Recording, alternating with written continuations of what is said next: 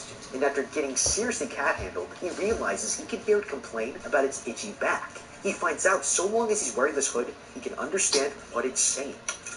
I didn't expect this, but we can't be too surprised. A cat that likes mice, of course, likes to be scratched. It probably also likes catnip, tearing couch sofas, and licks itself inappropriately in front of guests. We need to think of this thing not just as a monster, but with everything we know about cat behavior.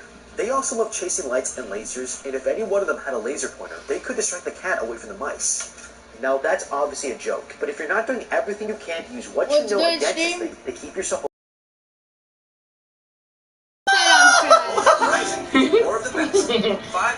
I know I'm trash, Pablo. I'm here with Warzone. Hold on. And save more of the entertainment you love and the phone you want on us. All starting at just $35, only from Verizon. Losing the game. He climbs up the cat and begins to scratch its back. With the help of the other students, they all work together until it finally goes to sleep. Shun here is about to put an end to this game, but one of the students questions if there can only be one winner, like the first game. This is a valid point, but there's enough objective logic here to infer the answer. In the children's game, Red Light Green Light, there can only be one winner, whoever reaches the end first, and everyone else is eliminated from the game. Basketball, however, is a team sport, and when one person scores, the team benefits. This is enough to convince me to surrender the shot to someone with more skill. If someone was insistent on shooting and skilled enough to take the shot, I'd put my ego aside and let them have the bell. We don't have time to argue, and it's important to get the job done quickly without interference. Their argument for shooting privileges wakes up the cat, who rips two students apart. They don't have time to put it back to sleep, but Shun has another idea.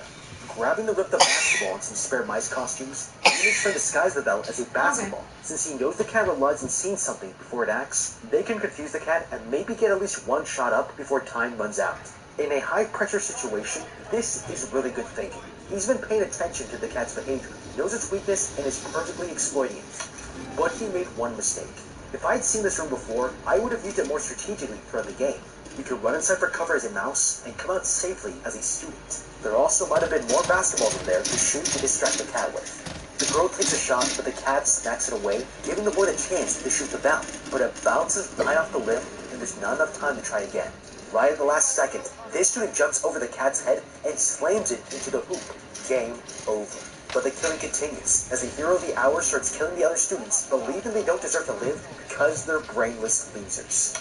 Okay, this guy is a psychopath, but he's also not wrong. Unfortunately, I'm not trusting him in a game because he's blinded by fanaticism instead of survival and the greater good. Killing them off serves us no purpose. The more expendable people that are in the games, the more we can benefit from their deaths. Every game will require a certain amount of mistakes to learn how to play them, and these kinds of people are perfect for that. Let them make the mistakes, and we study the game's response, and then use that information to beat it. Then the cat blows sleeping gas at them, knocking them out. When Shun here wakes up, he finds himself in a room with an old classmate and some strangers. All 4 students have survived 2 games, the Daruma and the cat game. This guy activates a device, and the group finds out they're trapped in a giant floating cube with no way for anyone to break in and save them. The government and military are powerless. Someone knocks on the door, and these 4 Kokeshi dolls enter the room. They're here to play Kagome Kagome, a game where the player wears a blindfold while the Kokeshi dolls sing as they circle around him, and he must guess who's behind him when the music stops. This guy guesses incorrectly and gets a laser to the head as the dolls take control of his body and start bashing his head against the floor. Then this girl goes after him, but she can't figure out who it is either, and gets ripped in half from the legs up. Okay, this one is tricky, because the premise leads you to assume it's a game of chance, like Russian roulette for children. So the strategy here is to eliminate as much chance out of the equation as possible. And we do this by gathering as much information as we can from every sense of perception we have available to us, and then using them to cheat the game. We can try to observe their starting order before putting the blindfold on. If we can confirm they form a circle in a specific gender pattern, our chances already improve. Next, we use our ears to track them by distinguishing the male voices from the female voices. If we know the pattern and locate a male's voice as it circles, it tells us the gender that is behind us when the music stops. Now all that's left is to determine which member of the gender it is. And now comes the cheating part of the strategy. Before I put the blindfold on, I would assign a number of taps for each doll. 1 tap for this one, and 4 taps for this one. When the doll stops singing, the other student in the room can tap the number for the doll and hopefully not get ripped apart from where the sun don't shine. When it's Shun's turn to play, he can't figure out who's behind him. The hero doll tell him he's out of time, and another doll repeats it, but this was all a part of his plan.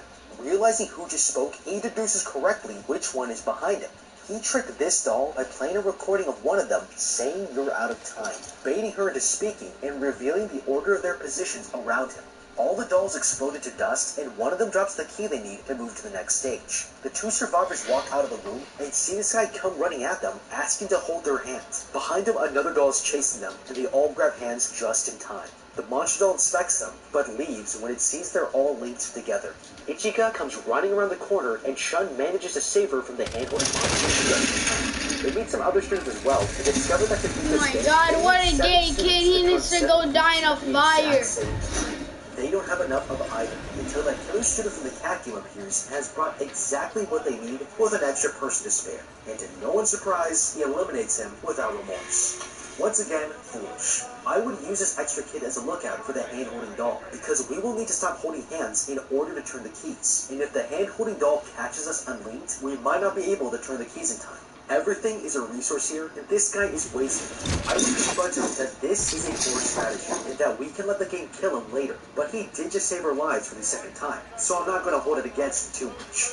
They all turn the keys at the same time, leaving this game with 12 seconds left on the clock. Meanwhile, the cube is live streaming their victory, as everyone gathers in Shibuya Square to watch and cheer for them.